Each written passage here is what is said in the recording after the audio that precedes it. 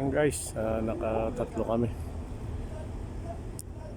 60, 61, saka 62. Yung natapos namin na kaya tirad. Kaya naglilinis na kami ng mga basura. Ito yung tirad ng nagawa natin yan guys.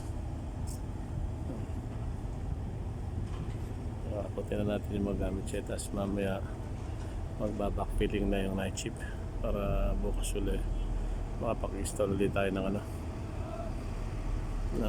tirad. Malalaman bukas ng umaga kung ilan yung may gagayak nila. Ngayon tatlo lang yung nakagayak. Hindi po pwede pang apat, wala rin po pwesto yung excavator. Yan guys, so ating mga assistant ay naglilinis na ng mga dumi. So yan, yung lagyan na rin natin ng lalagyan na rin natin ng foam, yung mga tube yun. So na-inspection na rin ng quality control guys. So approve na yung tatlo na yan. So ang ating total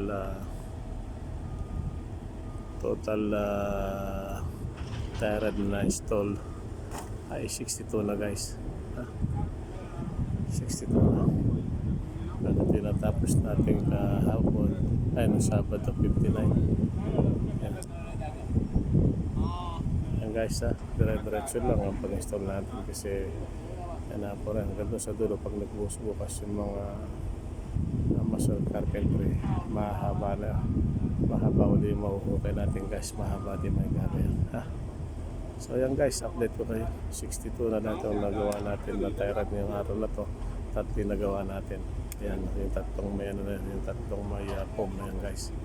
Yan, ito yung kabilang dulo. At dito naman yung kabilang dulo guys. Ayan guys. So ayan guys. Up to 62 na yung natapos natin. Pero tatlo nagawa natin ngayon.